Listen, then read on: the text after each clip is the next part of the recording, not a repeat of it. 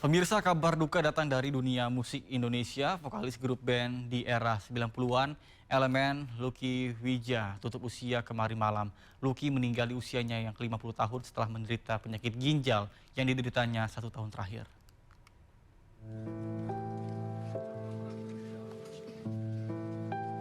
Suasana duka menyelimuti kediaman keluarga dan grup band Elemen saat jenazah Lucky Wijaya tiba di rumah duka di Cipete Utara, Kebayoran Baru, Jakarta Selatan. Lucky Wijaya, vokalis grup band Elemen pada Minggu malam, mengembuskan nafas terakhirnya di usia 50 tahun akibat penyakit ginjal yang dideritanya 1 tahun terakhir. Almarhum meninggal setelah mendapatkan perawatan di Rumah Sakit Halim. Udah setahun inilah, setahun 2 tahun ini ginjalnya memang bermasalah. Tapi tiba-tiba dia sekarang jadi sesak napas. Pas kemarin kita terakhir tuh pas tahun baru. Nah dia tuh nyesek gitu. Kenapa jadi nyesek Lucky sekarang gitu. Tahunnya gue jadi nyesek, sekarang jadi nggak bisa itu gitu. Nah itu udah mulai itu terakhir tahun baru tuh kita di Kalimantan. Tapi dari aktivitas selama ini kelihatan agak beda dari dia orang yang nggak pernah ngomong, kita nggak pernah tahu dia ke rumah sakit. Kita nggak pernah dikasih tahu buat dia ada di rumah sakit gitu. Bersama Elemen yang dibentuk pada tahun 1997, almarhum Lucky Wijaya telah melahirkan sejumlah album dan banyak hits. Di antaranya Rahasia Hati, Maaf Dari Surga, dan Cinta Tak Bersyarat. Dari Jakarta, Helmi Sajakbati, iNews melaporkan. Pemirsa, ajang balap motor cross makin digemari dari berbagai kalangan, mulai dari anak-anak hingga dewasa. Bahkan di salah satu desa di Pekanbaru Riau menggelar balap motocross yang diikuti dari atlet berbagai daerah. Dan pemirsa, informasi ini sekaligus menutup Sindo Siang hari ini. Dan jangan lupa Anda bisa mendapatkan informasi terkini dan terbaru melalui kanal YouTube Sindo News atau melalui portal menghadirkan berita daerah nasional dan internasional di sindonews.com. Saya Nata Arman beserta kerabat kerja pamit undur diri. Terima kasih, selamat siang dan sampai jumpa.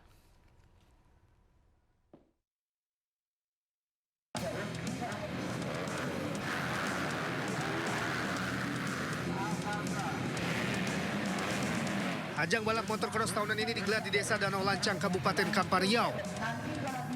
Puluhan pembalap turut ambil bagian di kejuaraan Piala Kades Danau Lancang, mulai dari kategori pemula hingga profesional.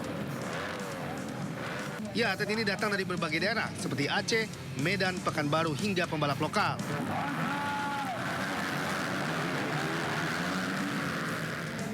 Mereka saling adu kecepatan di lintasan sepanjang kurang lebih 700 meter yang penuh tantangan. Kondisi lintasan yang bergelombang, berdebu dan licin memaksa pembalap untuk memiliki skill tinggi dan kontrol yang kuat. Sedikit kesalahan saja membuat pembalap bisa terjatuh dan gagal mencapai garis finish. Tapi untuk sirkuit ini cukup menguras tenaga karena sirkuitnya kecil. Jadi harus benar-benar dari race pertama itu harus gaspol, nggak bisa ulur-ulur waktu lagi. Karena sirkuitnya sempit, susah buat motong. Menampung bakat-bakat para pemuda ini yang hobi otomotif. Yang kedua tentu event ini juga untuk menghibur masyarakat Tapung Raya ini khususnya di desa dan. Terima kasih Anda masih bersama kami di Sindo Siang bersama saya Nata Arman. Pemirsa, KPK mengungkap temuan uang yang diduga merupakan hasil pemerasan oleh Bupati Pati Sudewo. Uang miliaran rupiah disimpan di dalam karung.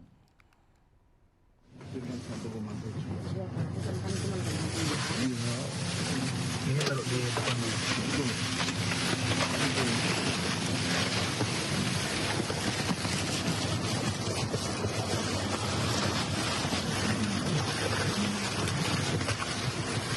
Komisi Pemberantasan Korupsi menyita uang 2,6 miliar rupiah terkait kasus dugaan pemerasan terhadap calon perangkat desa di lingkungan pemerintah Kabupaten Pati yang menjadikan Bupati Pati Sudewo sebagai tersangka. Video ini menunjukkan 2 perempuan menyerahkan 3 buah karung berwarna hijau, kuning, dan putih yang berisi uang ke mobil tim KPK. Dalam mobil tersebut duduk salah satu tersangka, Sumarjiono Kades Arumanis, selaku pengepul uang dalam kasus ini. Tim KPK menanyakan kepada Sumarjiono lokasi yang telah disepakati dengan pihak yang akan memberikan uang. Sumarjiono yang telah ditangkap menyampaikan informasi lokasi, lalu bersama dengan tim KPK, Sumarjiono menerima uang dari 2 orang tersebut. PLT Deputi Penindakan dan Eksekusi KPK Asep Guntur Rahayu memastikan barang-barang tersebut adalah bagian dari alat bukti dalam perkara yang menjerat Sudewo. Jadi uang ini kan dikumpulin dari beberapa orang gitu berangkat. Dimasukin karung. Mungkin tadi kan ada karung warna hijau itu. Masukin karung dibawa gitu karungnya gitu. Kayak bawa apa ya? Beras gitu Pak, ular ya. Bawa karungnya gitu. Itu ada videonya. Mas Jubir yang punya, nanti minta Mas Jubir. Jadi bawa karung gitu. Ini Pak dari si Anu gitu, berapa gitu. Gitu. Karena mungkin mau dibawa gini kan ini susah gitu ya.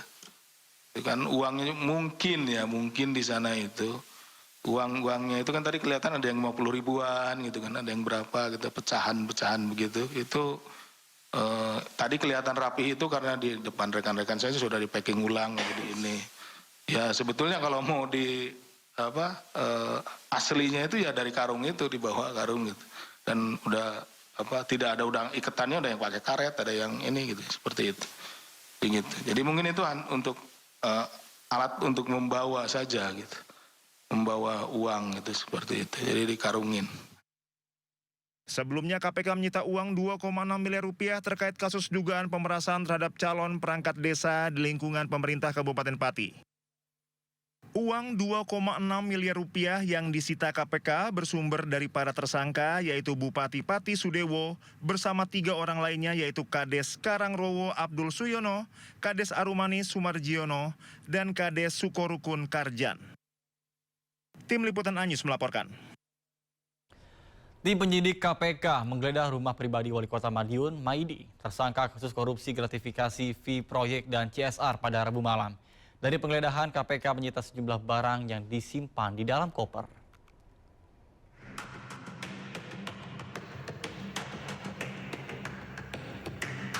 Selama hampir 5 jam, 8 orang tim penyidik KPK Rabu malam menggeledah rumah Maidi, Wali Kota Madiun di Jalan Merpati.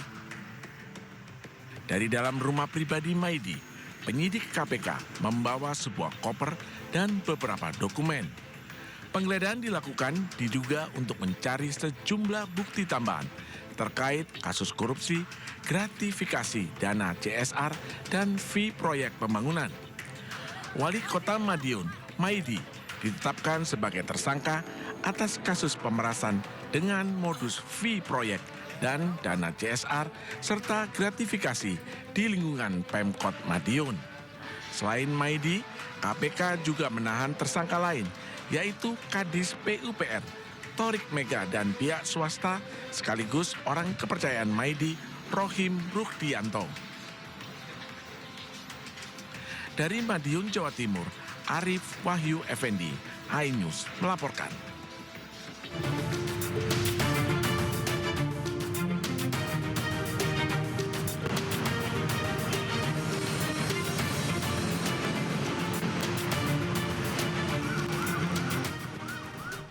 Pemirsa, selanjutnya kami akan mengajak Anda untuk mengetahui pantauan lalu lintas hari ini di sejumlah wilayah melalui pantauan CCTV Korlantas Polri.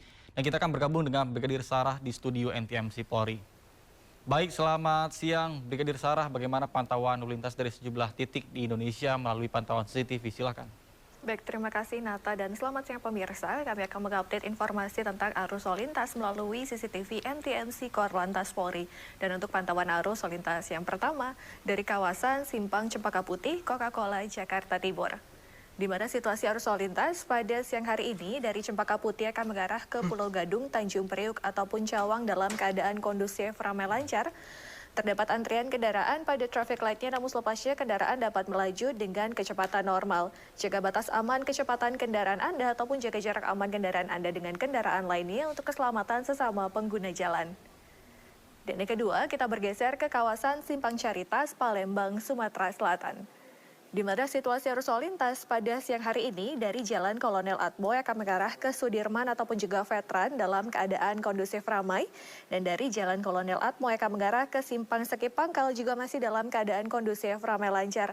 Peningkatan volume kendaraan terlihat dari antrian kendaraan pada traffic light-nya dan kami menghimbau bagi Anda untuk menaati rambu lalu lintas yang berlaku dengan tidak melawan arus dikarenakan berbahaya bagi keselamatan diri Anda ataupun pengguna jalan lainnya. Dan pemirsa, kita bergeser ke CCTV yang ketiga dari kawasan Tanjakan Pasar Lawang, Malang. Situasi arus lalu lintas pada siang hari ini dari arah Surabaya akan mengarah ke Malang juga dalam keadaan kondusif, ramai lancar. Saat Anda melintasi kawasan ini untuk berhati-hati terhadap banyaknya aktivitas masyarakat dan juga pasar yang terdapat pada kawasan ini dengan menurunkan kecepatan kendaraan Anda. Dan yang terakhir kita pantau dari kawasan Simpang Japanan, Porong, Sidoarjo. Situasi arus lalu lintas dari arah Surabaya akan mengarah ke Malang ataupun dari arah Surabaya akan mengarah ke Mojokerto dalam keadaan kondusif, ramai lancar. Saat Anda melintasi kawasan ini untuk berhati-hati dikarenakan pada kawasan ini banyaknya truk angkutan berat yang bermuatan dan juga pejalan kaki yang berlalu lalang pada kawasan ini yang perlu Anda antisipasi dengan menurunkan kecepatan kendaraan Anda.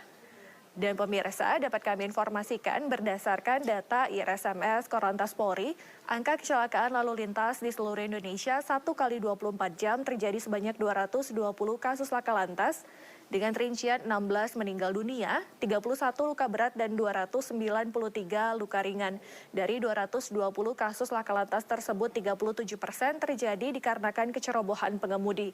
Untuk itu kami menghimbau bagi Anda yang akan berkendara, jangan melakukan aktivitas yang dapat mengganggu konsentrasi Anda saat mengemudi, dan pastikan Anda berkendara dalam keadaan yang prima. Cek kembali kondisi fisik kendaraan Anda sebelum Anda berkendara. Dan untuk informasi tentang kondisi arus lalu lintas, Anda dapat menghubungi call center kami di 1500669 ataupun melalui SMS Center di 9119. Stop pelanggaran, stop kecelakaan, keselamatan untuk kemanusiaan, salam presisi. Baik, terima kasih Brigadir Sarah atas laporannya. Selamat bertugas kembali dan salam presisi.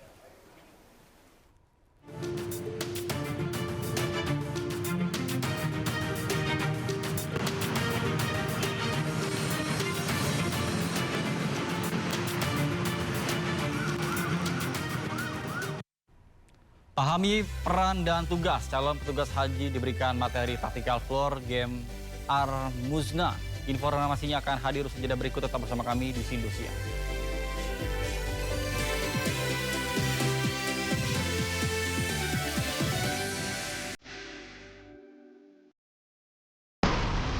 Sumber berita aktual tersaji lengkap di sini. Komisi Meringkus 7 Presiden Prabowo Subianto berencana pandemi kondisi arus lalu lintas terpantau dalam keadaan ramai dan lancar, begitupun untuk Sindo Today. Polres Pasuruan cedera disertai angin kencang. Pemerintah mengalokasikan anggaran sebesar 71 triliun. Mobil rombongan wartawan mengalami kecelakaan di Tol Pemalang, Batang. Sindosia. Korban meninggal dunia dalam nasional Indonesia masih berpeluang lolos ke Piala Dunia. 100 orang terluka dalam serangan udara Israel. Ibu kota Nusantara IKN merupakan langkah strategis. Sindo Sore. Kobaran api besar meluluh banjir setinggi 75 cm mulai masih secara total. HT berjabat tangan dan berbincang akrab dengan Trump, Presiden ke-45 Amerika Serikat. Sindo Malam. Sindo News TV, Beyond Headline.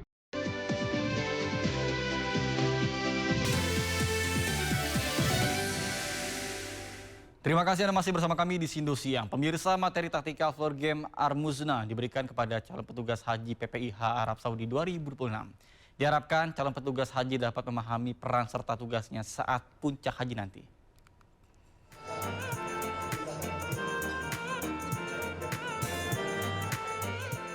Tactical floor game merupakan metode simulasi taktis menggunakan peta besar untuk membantu memvisualisasikan operasi. Pelatihan ini untuk menyiapkan calon petugas haji untuk menghadapi puncak haji Ar-Muzna.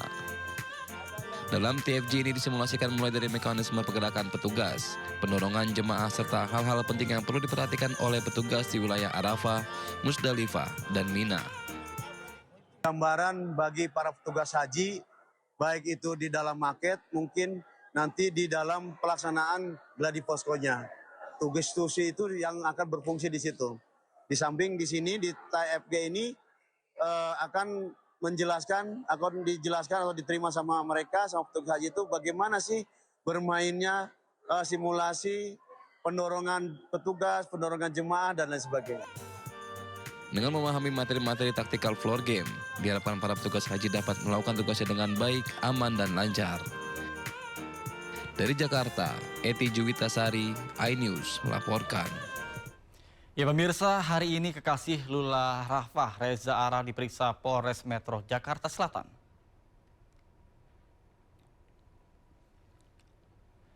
Reza Arab diagendakan untuk diperiksa pada pukul 10 pagi di Polres Metro Jakarta Selatan.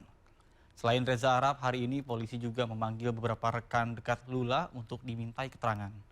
Menurut Kabid Humas Polda Metro Jaya, Kombes Budi Hermanto, rekan Lula akan ditanyakan terkait dengan jumlah aspek termasuk riwayat kesehatan Lula sebelum ditemukan meninggal dunia. Sementara itu, hingga kini polisi masih menunggu hasil analisis dari barang bukti yang ditemukan untuk memastikan penyebab kematian selebgram Lula Rafah.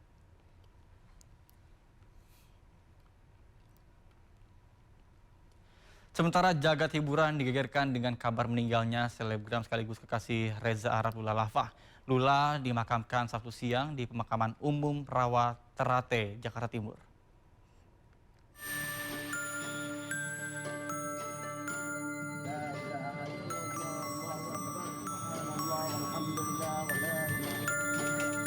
Isak tangis keluarga tak terbendung saat jenazah selebgram Lula Rafah dimakamkan di Pemakaman Umum Rawa Terate, Jakarta Timur.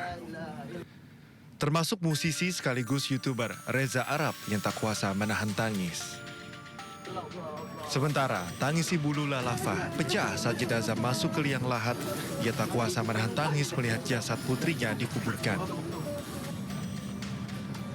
Ya semua ya semoga kita kirim doanya juga buat Lula.